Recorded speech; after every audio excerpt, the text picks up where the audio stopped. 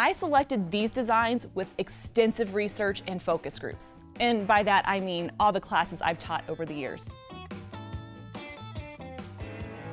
I get it. You want a machine quilt. You really do want to give it a try. So you pick out a design, looks easy enough, you sit down to give it a try, and bam, you realize it's not as easy as it looks.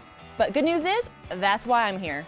Welcome to the third video in my beginner quilting series. In the first two videos, I showed you how to pick out a good quilt pattern. We coordinated some fabric. Hopefully you got your quilt top pieced, because now I'm going to share 3 of my top free motion quilting designs that even beginners can do. We're going to start with wavy lines that can have an organic look to them. If wavy lines aren't your thing, we'll go a little more linear with a starburst design. And then we're going to wrap it all up by quilting words, leaving little messages that are easy to do. Have you been following along with these videos? If so, I'd love to hear all about the quilt that you're making in the comments below. And if you're having any difficulty, be sure to leave your questions below, because I know my quilters will be glad to help you out. First up, wavy lines. The reason I love this design so much for beginners is that anybody can quilt a wavy line. Don't think you can? Just try quilting a straight one and chances are it'll turn out wavy. So these are the wavy lines that we're going to be quilting. They're not your regular wavy lines. No, these have a lot more, let's call it texture, with these little areas that could result from repositioning your hands. Now I'm quilting my wavy lines vertically. It allows me to use my whole arm motion, but what happens is I eventually get to a point where I have to reposition my hands. And sometimes that can result in a little bobble, little extra bit of texture. So how do you fix that? You just exaggerate it and keep doing it over and over again. What I mean is, by the time I get to this point, I'm going to intentionally kind of go back and forth and then continue with my wavy lines.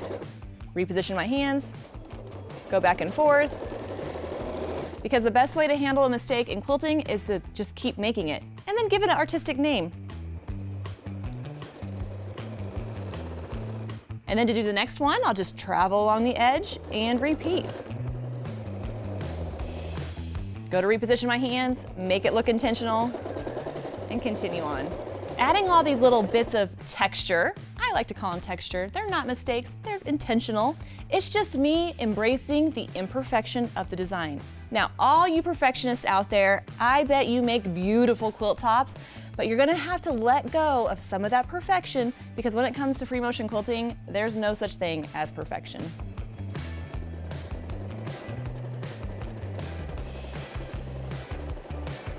Now, as you can see, this design is easy, it's fun, it's whimsical, all these little names you want to give it, but sometimes the repositioning of your hands can be just a little tricky.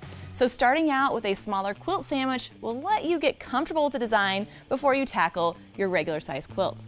Now, what happens if you quilt your lines and you don't love them? Well, don't rip them out, never do that. Instead, keep adding more lines until they all go away. Let me show you what that looks like. So on this sample, I quilted some horizontally, realized it needed a little bit more quilting to it, so I added some vertical lines. This is going to add even more texture, even more detail to the quilting, until eventually all you see is the overall design. But if wavy lines aren't your thing, don't worry, you could do the starburst design. We're going to embrace our straight-ish side by quilting this design. Okay, don't let this scare you off. It's actually really, really easy. Now, I know it has some straight lines, but we're going for straight-ish. And it's a fun star pattern that's gonna look like snowflakes, like stars. It has a folksy look to it. It's just all around amazing. Let me show you how to quilt it. I'm also gonna quilt this one vertically, and I'm gonna start by quilting my straight-ish line for a couple of inches, or really until I feel like my hands have gone as far as I wanna take them. Then at that point, I'm gonna stop and quilt a little star. Now this adorable little star is gonna start by quilting an X. So I'll go up one way and back. So there's the first side of my X, and I'll do the opposite side and back, always coming back to that center. So where these lines are on top of each other is actually called traveling, and it's a technique that will help you later on in your free motion quilting journey. Then, if you want to keep going, you can add the other side to your star by putting a little horizontal line right in the center. What's nice is all these lines come back to the center or somewhere around there. And if you just do it quickly enough, you don't have to worry about getting that travel line just perfect, because your brain has an amazing short-term memory.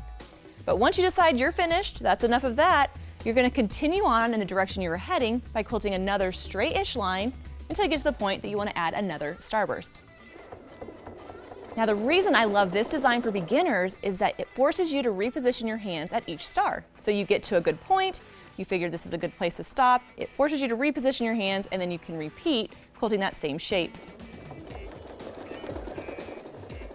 And even if your travel lines aren't perfectly on top of each other, it's okay, it's just a wider star.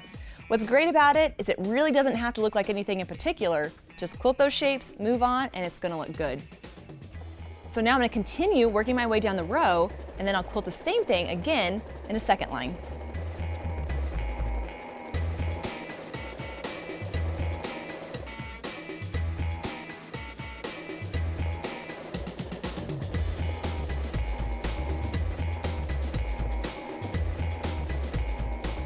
Once you get to the edge of your area or the edge of your quilt, just quilt a horizontal line along that edge and repeat, quilting that same shape, working your way up. The only difference is now I'm gonna put those starbursts in between the ones I previously quilted. So once my foot is in between the prior ones I quilted, that's where I'll go ahead and add my next star. Continuing on until I fill in the whole quilt. Now what's great about this design is it's so versatile. It can look like snowflakes, it can look like stars. You can quilt one side of it and it will look like little corn stalks. Well, I think that just means my Missouri is showing. But no matter how you quilt it, just add that fun little look to your quilt, and we can call it a primitive design if you're not loving exactly how it turned out. If you know how to write cursive letters, that just means you happen to know a lot of continuous line quilting designs to use on your quilt. I mean, think about it. You're writing letters so that they continuously go together to make a word. Well, now we can use that to our advantage and quilt little words on your quilt. The reason this is great for beginners is that you already know the path. You've got it halfway conquered. There are a few letters that can be a little tricky, like the I's and the T's or the X's. And so if you're not sure what to do, you can quilt love you, because there's no extra bits to add to it. Now, when I'm quilting words, obviously I have to work horizontally because that's how we write or process information. So let's go with love. We're gonna add a sweet little message to your quilt. Quilting through your letters.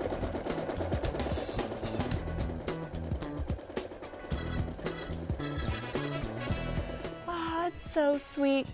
But here's the thing about quilting words, we can't jam them all together or we won't be able to read them later. So I'm gonna add just a little bit of a wavy line and then do my next word, which is you. Quilting that word and continuing on. Think of all the variations you could do this. You could quilt song lyrics, passive-aggressive messages, whatever it is that you want to add, you can just keep stringing your way along until you get to the end of the area. But once you get to the end of the line, you have to kind of reset, like one of those typewriters, and come back to the left side. And you can do that a couple different ways. I can break thread, reposition the whole quilt and start again, or I can travel up and quilt something like a wavy line to get to that point, which is what I'm going to do.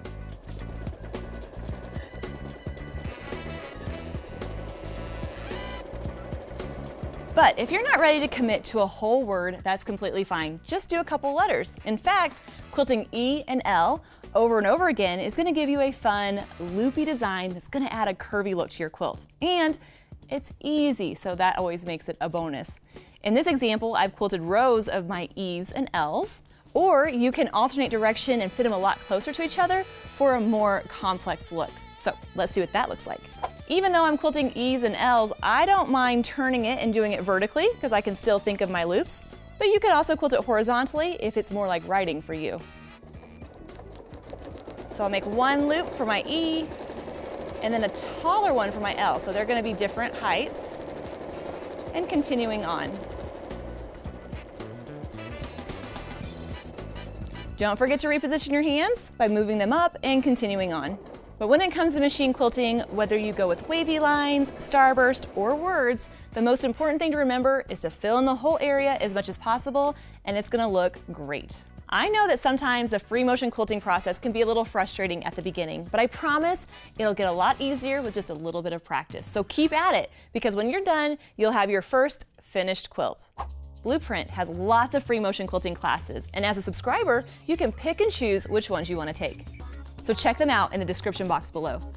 I hope you've enjoyed this video series for the beginner quilter. Be sure to subscribe to Bluprint's YouTube channel. But if you want even more quilting goodness, head on over to the Midnight Quilt Show, and there's a link to it in the description box below. Happy quilting!